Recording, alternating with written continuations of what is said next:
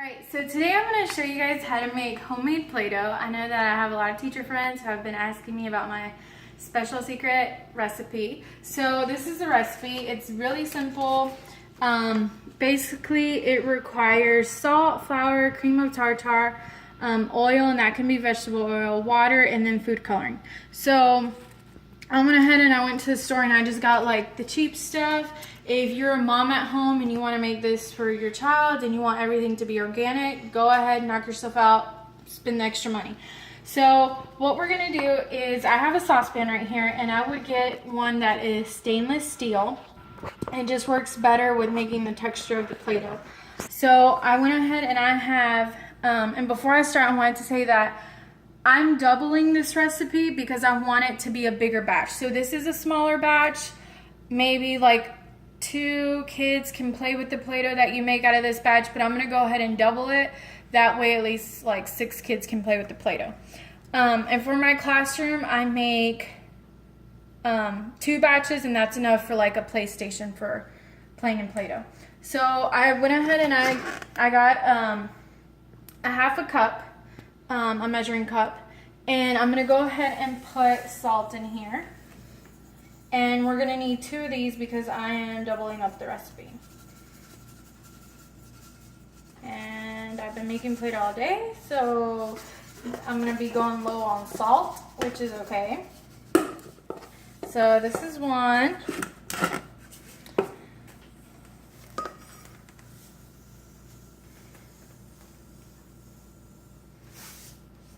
2.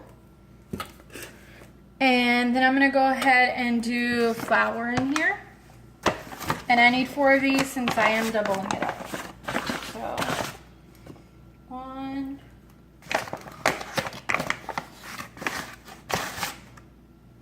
2,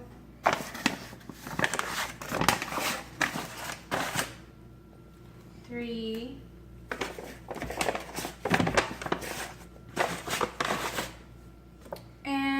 4. Okay, and then the next thing on my list is some oil. So I'm going to go ahead and grab, actually, the cream of tartar. So let me grab a spoon. And it can just be a regular spoon, tablespoon, because it requires tablespoon, and I don't have the measuring stuff, so we're going to keep it 7, and we're just going to go with the tablespoon. If you want, get the little measuring cups for it. So go ahead and get, I'm going to double the recipe again, so I'm getting 2 tablespoons in here. And I kind of eyeball it. If you're really picky, you can get out a knife and stretch it across.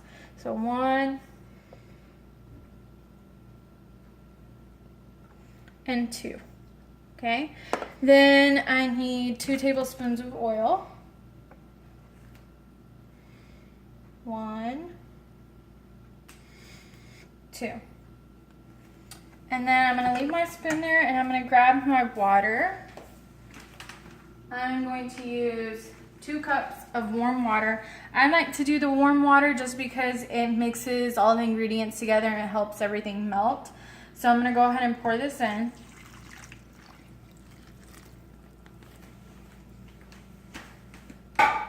And then you need food coloring. What I do is I usually use these sizes or these sizes, it doesn't matter. If you do use the big kind, I try to squirt out like half, kind of eyeball it and do half. If you use these, I would recommend using the whole thing.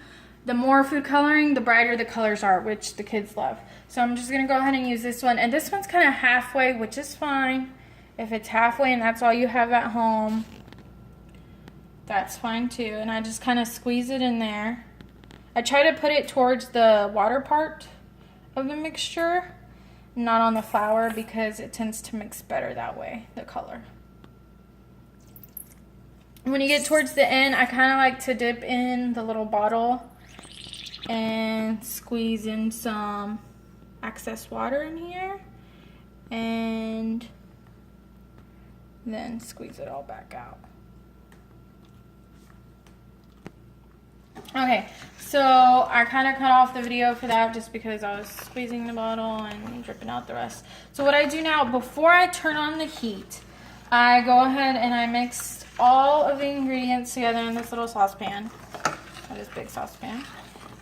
Just mix, mix, mix. And I like to mix it before I turn the heat on, just because it makes the mixture not so, I guess, loopy and all those little flour stuff. So look, as you can see, it will look like this, which this is fine. I know some people will freak out because you'll see the clumps, which is okay. Those are flour clumps. Everything's okay. And then kind of when it turns, when it looks like this, I give it about like maybe 15 mixes. And then I go ahead and I turn on my heat. I have a gas oven, so I don't think it matters if you have electric. I just put it on medium heat. And then I just slowly start to mix. The mixture is going to thicken, and there will be more clumps that you will see that are bigger. That is okay. That is part of the process.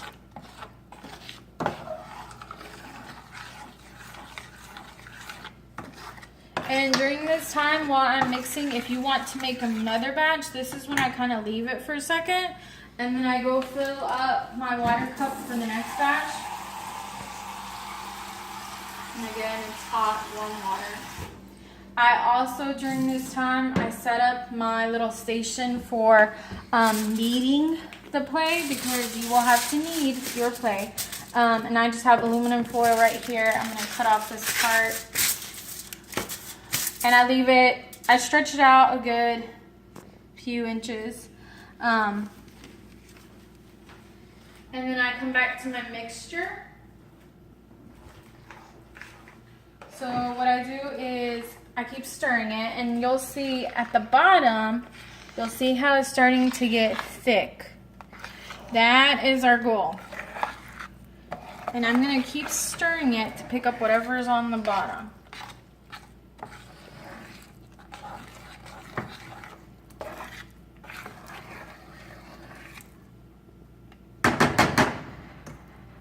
It's okay if it gets stuck to your spoon. It will fall off as the mixture becomes thicker and thicker. So this is a pretty green, even though I used half the bottle of food coloring, which is not bad. It's like a snot green. It's okay. And this is where you're gonna have to put in some muscle work, so you're gonna work out your muscles in the process, which we all do. Need to do that. Okay. And you can see the mixture is getting more and more thick. Okay. There's the big clumps. You see them everywhere. That's okay. That's just the mixture getting together. And you'll have stuff that are going to be on the sides of the saucepan. Just try to scrape those up as best as you can.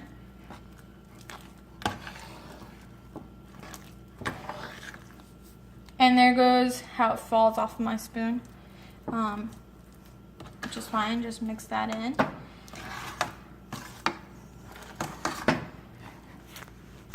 Okay, and this is where you want to be. This, you can kind of see, if I turn it over, the mixture is kind of getting a darker color. That is what you want for your Play-Doh. I don't see if you can see that with my video, but, and at this point, once I see that, actually this will be a good part. Let's see if I can twist it. This part right here. So it's getting dark like that. What I do at this point is I go ahead and I shut off the heat. I stir it up a little bit more. The mushier part I try to put towards the saucepan, the bottom of the saucepan, just to mix it up a little more and heat up the mixture. This is the point where I want people to be very careful, be cautious. It's going to be hot, so don't touch it with your hand. Alright, so that's how the mixture looks like. Now, we're going to take it, and I'm going to put it over here. I put it on a towel, and put it on a cutting board, whatever you have at home. And then what I do is I take the mixture, gently and carefully, because it is hot. I take it and I put it on the piece of foil. I scoop out whatever I can from the spoon. Then I go back to the saucepan. This stuff on the side is good. It is not bad. It is part of the Play-Doh, so you want to scrape as much as you can. The bottom of it will be hard, And I do not recommend scraping that up because then you'll get flakes inside of your Play-Doh. So I'm just scraping up the softer pieces as much as possible. If you do not want to scrape up stuff off your saucepan, that's totally up to you. I like to do it because it does give us some extra Play-Doh. Okay. And if you like to do your nails, I would recommend being very cautious because the Play-Doh is hot and you'll have to knead the dough and all that fancy stuff. At this point, I leave it there. And if you make multiple batches, what I do is I like to go ahead and take my saucepan and put it in the sink. I leave the water on, let it fill up. And during this time, as we watch the saucepan fill up, I wait. It's kind of like my 1 to 2 minute wait until my dough kind of cools off so then I can really knead it. And this is good if you're making double batches because you want to soak your saucepan in water. It's just, it gets easier at cleaning it when you get to that point of having to clean it. So then you come over here and you take your Play-Doh, and I just knead it. The reason why we do this is because you'll have some parts of the Play-Doh that will be mushier than others, and you want to have a good consistency. You don't have to knead in like the most fancy way. I'm just basically squeezing it.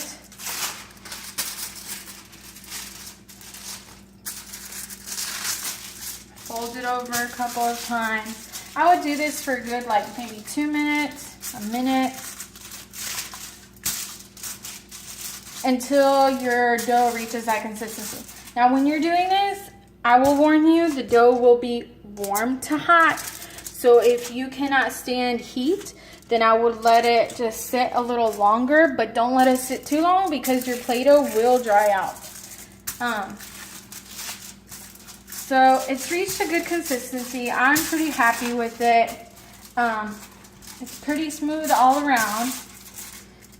And what I do is I pack them because I made a whole bunch for some of my friends today at school.